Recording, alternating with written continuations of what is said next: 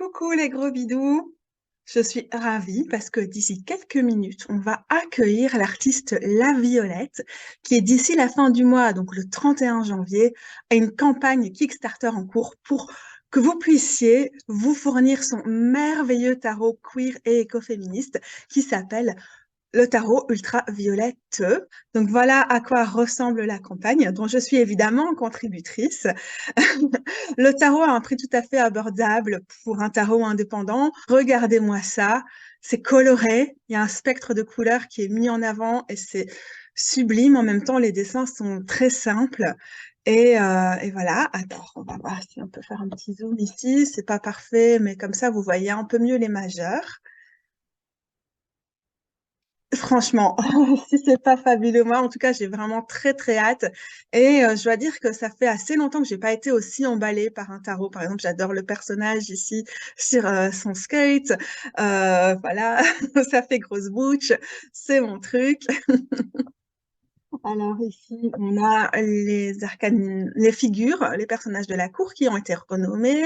C'est vraiment très, très prometteur. Franchement, je me sens hyper emballée et je suis aussi ravie de pouvoir inviter ici la Violette pour nous parler de ce tarot et de son travail en général. Cliquez en bas pour vous fournir ce tarot tant que la campagne de récolte de fonds est en cours.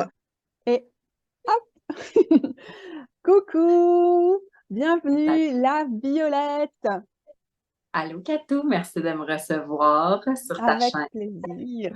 Je crois que ça fait super longtemps qu'il n'y a pas un tarot qui m'a emballé au point où le tien m'emballe. C'est vrai? Wow, quel Ouais, compliment! Quel il y a compliment! vraiment quelque chose. Enfin, tout ce que je cherche dans un tarot me paraît réuni dans celui-là. Alors, Yes, yes! Ah, génial, génial! Ben, je suis contente que tu m'invites sur ta chaîne. Ça fait un moment que je suis quand même ton travail. Puis, tu es une de mes références là, dans le monde francophone pour tout ce qui est queer, écoféministe et dans toute cette palette. Fait que, ouais, je suis contente qu'on discute ensemble. C'est comme la première fois aussi qu'on discute de vive voix, pas sur Instagram. c'est vrai. Fait que, ouais, c'est cool. Parce que ça doit faire quelques années maintenant qu'on se suit sur Instagram, mais on n'a Ouais, jamais beaucoup, beaucoup discuté en vrai. non, non, exact, ouais. Une grande première. Oui, Coucou! Et alors, qu'est-ce que tu peux nous dire sur ce tarot ultraviolette dont on voit l'image là en dessous? On voit déjà le hum, pochon. oui, j'ai préparé une petite liste comme j'aime me structurer pour jaser. Hein, ça, c'est mon leg du milieu académique. Ouais. Mais ouais, j'avais envie de comme vous parler c'est ça, de parler avec toi de mon processus. J'avais envie de commencer. D'abord, je peux te montrer l'emballage qui est très crafty. Ta-ta-ta. Ta-ta-da. Donc, c'est des petites pochettes en coton que j'ai teintes, tie-dye, violette. Donc, il n'y en Puis, aura pas deux pareils, quoi. non, exactement. Puis, c'est imprimé à la lino-gravure Mm, mm. par-dessus. Donc, c'est vraiment. J'ai décidé d'y aller. C'est ça, pour garder un petit look punk. Là, j'ai eu envie de faire des pochettes Mm, mm. en tissu. Donc, c'est ça. Moi, Puis, je trouve ça génial. Je garde quand même pas les tarots dans des boîtes. Donc, quand ils arrivent directement dans leur pochette, je suis ouais, t'es ravie. contente. Yes. Parfait. Mais oui, fait que c'est ça. Fait que moi, je suis allée crafty avec un petit ruban en soie. Mhm. Le jeu vient avec une petite carte descriptive. C'est vraiment un jeu simple. J'ai décidé de, c'est ça, pas de faire de livre d'accompagnement. Je Mhm. pense que ça m'aurait pris une autre année au complet. C'est clair. Ouais, surtout avec mon perfectionnisme. Ouais, j'ai décidé, puis comme j'ai dit, je viens du milieu académique, j'avais envie de comme reconnecter à mon intelligence plus artistique. Fait que je suis allée juste avec les cartes Mm, mm. pour ce projet-là. Euh, donc, c'est un jeu de tarot classique. C'est des super grandes cartes. Ouais. Euh, si, comme référence, c'est le même format que le Mini Queen Tarot. Ouais, Ouais. c'est chouette parce qu'il a le même esprit. Alors, comme tu sais sûrement, je l'ai mis ici tout près. Moi, j'ai coupé le mien parce qu'il était trop grand, que j'arrivais pas à le manipuler. Donc, je l'ai coupé et je l'ai colorié. Ouais, Donc, j'ai pas de référent, mais c'est vrai il est vraiment grand. Et ouais, c'est vraiment il est chouette assez aussi grand. pour valoriser ton travail et ton art. Oui. Oui, puis moi, en tout cas, j'ai quand même fait le test parce que j'ai pas des très grandes mains non plus. Peut-être plus de dextérité, mais pas des grandes mains. Mais il se manipule quand même bien, même pour Est-ce que des tu petites mains. auras choisi un papier un peu plus fin, c'est ça? Il est assez épais. C'est le carton le plus épais que j'ai pu trouver. Puis les cartes sont laminées aussi. Fait que ça donne un fini quand même doux et Chouette. agréable au toucher. Puis ça se brasse vraiment bien. Là. Ouais, ça compte aussi. Ouais. Voilà. Donc là, Mais c'est tes majeurs qui sont très colorés. exactement. Les majeurs sont sous fond coloré avec le nom, le numéro, puis la correspondance astrologique dans le coin. Puis ouais, c'est leur look. Donc, ça ressemble à ça. Tu as dessiné ça sur tablette? Exactement. C'est du dessin sur tablette. C'est un nouveau défi pour moi pour ce projet-là. Puis, je me suis bien débrouillée, je pense. C'est clair. J'avais envie de vous montrer peut-être, je ne sais pas si je pense pas qu'on a nécessairement le temps de toutes les montrer, mais j'avais envie, j'en ai choisi 3 que je pouvais peut-être plus vous détailler sur le processus. Ma préférée, c'est la carte du diable. OK. J'aime bien mon interprétation du diable. Ici, qui est. Attends, je vais te la montrer ici. Ouais, ce sera plus simple. Comme Ouais. ça, au moins, c'est droit. Ouais, c'est ça. Donc, en train de pleurer avec ses petits diablotins sur les épaules, les bras cassés qui essaient de se recoller, puis le strap-on, donc pour l'aspect plus sexuel. C'est vraiment un diable qui est à mi-chemin entre le Rider-Waite puis le diable du tarot de Marseille, qui est quand même un de mes préférés, le diable du tarot de Marseille. Donc voilà. Et du coup, tu as voulu mettre en avant quelle facette du diable à travers cette image-là? Je pense que comme l'aspect de... Quand on parle du diable comme un espace où on est en dépendance, qui nous pointe en fait nos espaces de dépendance, le diable, je voulais montrer tout l'aspect de justement réappropriation de soi, le pouvoir qu'on pouvait retrouver à travers la prise de conscience de nos espaces de dépendance, la prise de conscience de nos espaces un peu plus difficiles, plus dark. Donc, j'ai eu envie de faire un genre de Baphomet qui est comme en train c'est ça, de se recoller, de retrouver les parties de soi un peu, c'est ça, pris dans autre chose, qui a différentes facettes avec les petits diablotins qui est peut-être, c'est ça, segmenté en yel. Voilà. C'est rappeler vers soi toutes les parties de soi et aussi prendre soin de celles qui sont plus dissociées ou traumatisées ou OK.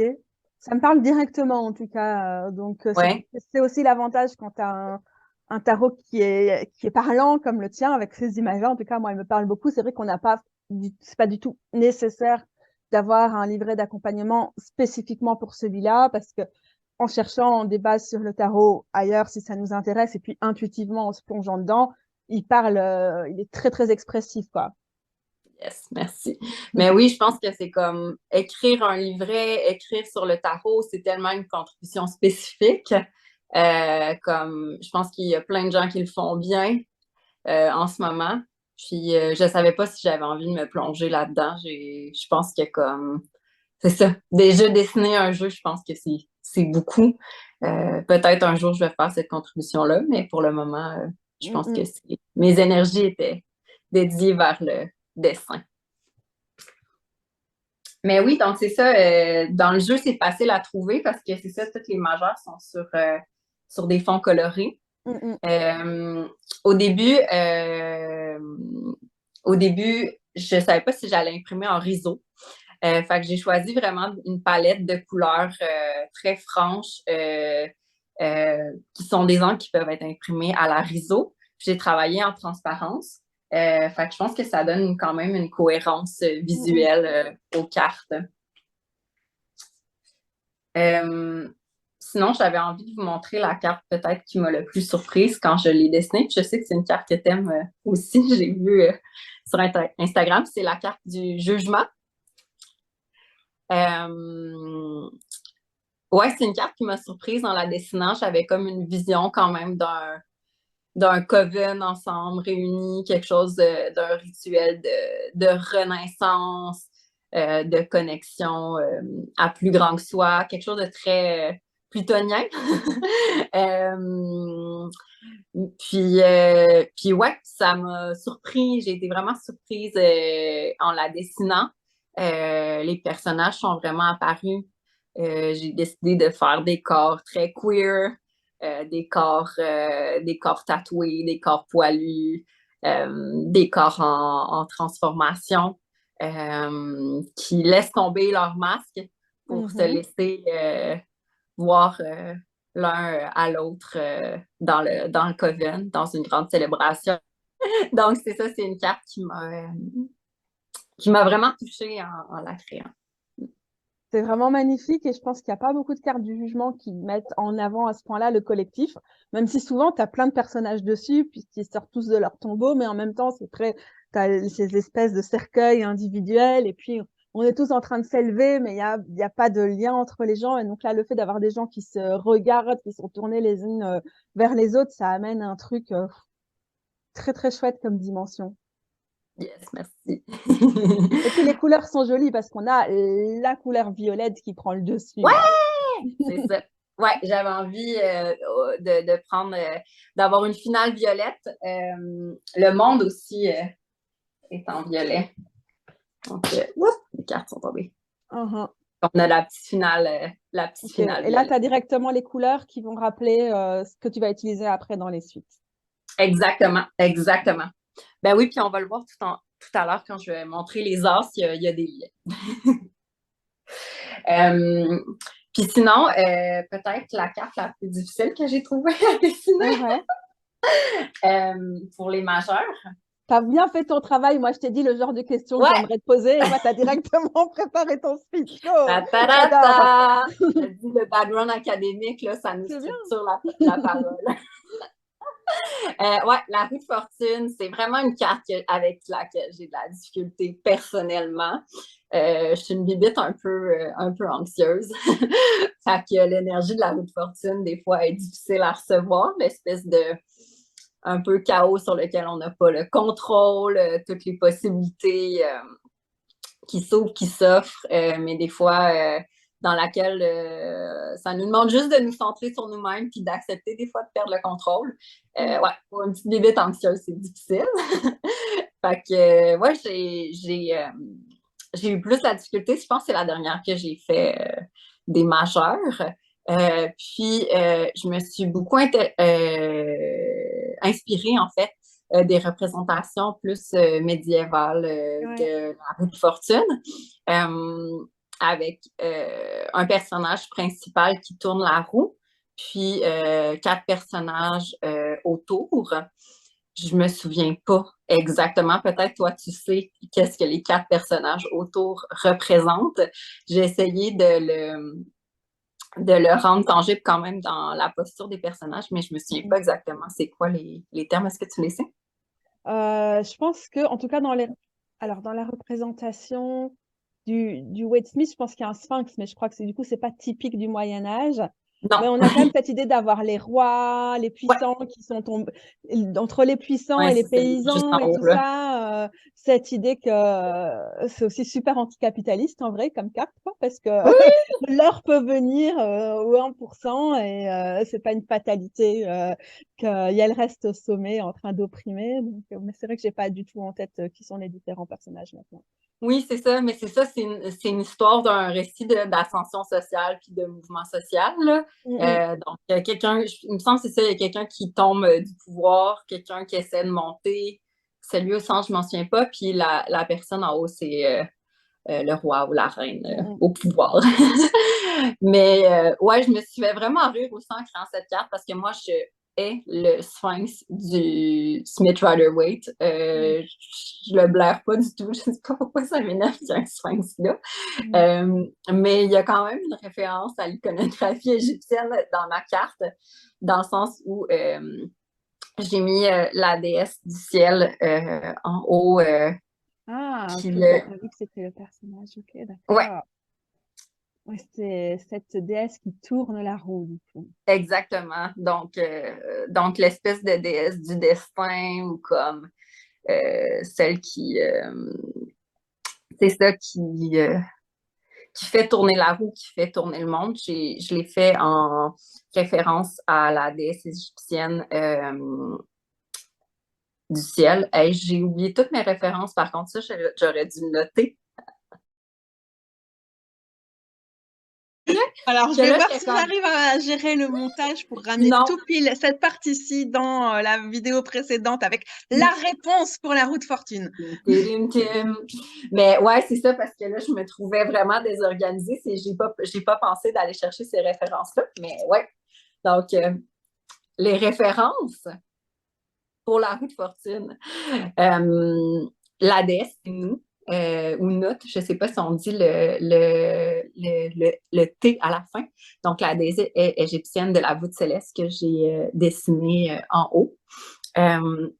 Les personnages dans la roue de fortune sont généralement, en fait, dans la tradition médiévale, nommés par des noms latins. Regnato, Regno, Regnavi, Sum, Signe, Regno. Je ne sais pas si mon latin est bon, mais Ça a l'air. mais c'est le personnage qui est en ascension, c'est Je vais régner. Le personnage en haut, c'est Je règne. Le personnage qui est en chute, c'est J'ai régné. Et celui qui est au centre, c'est Je n'ai pas de royaume. Donc, c'est les références et l'iconographie que j'ai utilisées dans la carte. Merci d'avoir cherché les éléments qui nous manquaient tout à l'heure. On voit ton perfectionnisme qui nous a poursuivis. Donc, ça, c'est la carte finalement que j'ai eu le plus de difficultés à dessiner. Mais je suis bien contente du résultat. Je trouve qu'il y a quelque chose de dynamique, très personnel aussi dans mon interprétation. Puis, ouais, voilà. Et du coup, j'en profite pour poser une question. Elle n'a rien à voir par rapport à ta structure. Mais ouais, vas-y, dis-moi. Quand on va recevoir le tarot quelque part en avril ou en mai, il y aura plein de gens qui vont se dire « Ah, j'ai loupé le Kickstarter, comment puis-je l'avoir ?» Est-ce qu'à ce moment-là, ce sera sur ton site? Est-ce que tu prévois d'avoir des relais dans des boutiques éventuellement en Europe? Ou c'est quoi le planning? Ouais. Pour le moment, je vais sûrement faire quand même une petite édition. Fait que si les gens veulent le tarot, j'irais comme aller l'acheter sur le Kickstarter comme tout de suite. Après ça, il va être 2 semaines sur mon site web avant que je l'imprime en mi-février. Je vais faire imprimer des extra copies qui vont être avec moi au lancement à Montréal. Puis dans un marché que j'ai prévu à fin avril, Québec. Je ne sais pas combien il va me rester de copies après ça. Mais sinon, je suis en discussion aussi avec la boutique en France, qui est basée en France, je pense, le Roi de Coupe. Donc, c'est fort possible que Nicolas ait des tarots qui sont disponibles en Europe, quelques dizaines. Donc, pour celles qui vont avoir manqué le Kickstarter puis la période sur mon site web, ça va être là. Puis, toutes les copies qui vont rester après le lancement et le marché vont être sur mon site web. Mais c'est ça, j'ai aucune idée combien il va m'en rester. J'avais prévu une toute petite édition de 100 copies. Là, le projet est en train de me dépasser. Je vais en faire sûrement au moins 200, peut-être 250, mais ça va vraiment être... tu sais, je pense que j'ai quand même envie que ça reste dans l'esprit un peu punk, crafty, qui vient un peu avec moi, puis mon esthétique, puis qu'est-ce que j'ai envie de faire. Fait que ça va rester un jeu à petite échelle. si on peut parler peut-être des conditions matérielles qui m'ont permis de faire le jeu, moi, j'ai eu une subvention salariale, en fait, pour faire le jeu. C'est une subvention d'1 an au Québec avec le gouvernement dans un programme qui s'appelle Jeunes volontaires. Donc, j'ai des payes aux 2 semaines pour travailler sur le jeu, ce qui est des conditions vraiment idéales pour faire le jeu. Puis j'ai un petit budget, j'avais un petit budget de matériel. Donc, c'est ça m'a vraiment permis dans les derniers mois, puis pendant 1 an, de me plonger dans ce projet-là, puis de m'investir. Tu as commencé il y a environ 1 an. Oui, ben j'ai commencé en mai dernier. En mai dernier, j'ai commencé. C'est vite. Ouais, je suis comme à environ aux 3/4 du chemin. Donc, c'est ça. Je pense que c'est ce que j'avais besoin pour vraiment me plonger dans un projet qui est quand même d'une certaine ampleur. C'est quand même 78 dessins avec une structure, puis tout ça. Un tarot, c'est pas rien. Donc c'est ça.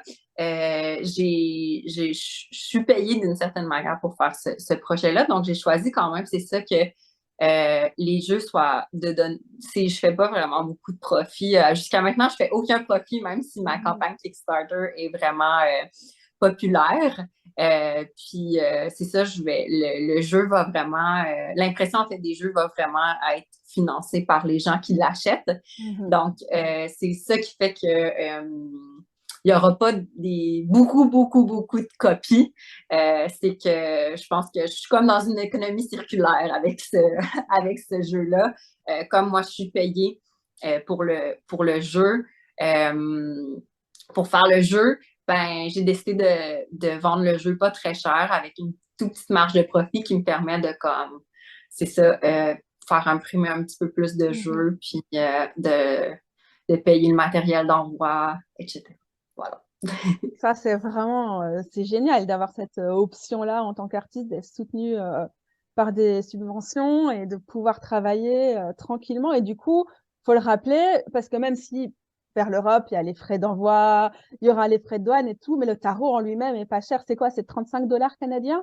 Ouais, 35 $ C'est canadiens. quoi, 25 € ou quelque chose comme ça, quoi. Ouais, même un peu moins. Fait que, c'est ça, j'ai vraiment axé sur l'accessibilité financière du jeu. C'est sûr, les frais d'envoi puis les douanes, c'est ça, ça nous épargne pas. On n'y peut rien là-dessus.